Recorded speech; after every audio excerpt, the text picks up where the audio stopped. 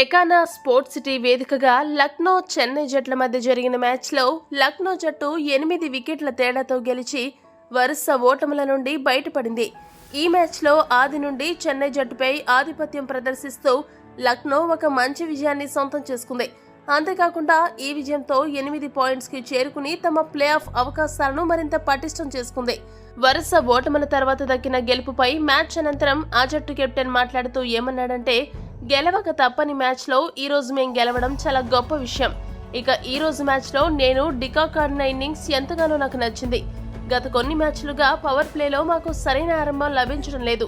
ఈ రోజు దాన్ని మేము అధిగమించాము. ఇక ఈ రోజు మ్యాచ్లో ఒక విషయాన్ని ప్రత్యేకంగా ప్రస్తావించాలి. మా జట్టు ఆరంభంలో చెన్నై జట్టుని పరుగులు తీయనీయకుండా బాగానే కట్టడి చేసినప్పటికీ ఆఖరి 5 ఓవర్లలో మాత్రం 71 పరుగులు సమర్పించుకున్నారు. అది మా బౌలర్ల వైఫల్యం అనడం కంటే కూడా ధోని బీభత్సం అని చెప్పొచ్చు. స్టేడియంలో అతడి నామస్మరణ మా యువ బౌలర్లపై ఒత్తిడిని పెంచింది. అతడు ఎప్పుడూ ప్రత్యర్థులపై అటాక్ చేయడానికి సిద్ధంగా ఉంటాడు. ధోని ఈ సీజన్లో రెట్టించిన ఉత్సాహంతో కుర్రాళ్లకు ఏమాత్రం తీసుకోకుండా ఆడుతున్న తీరు మెచ్చుకోకుండా ఉండలేము.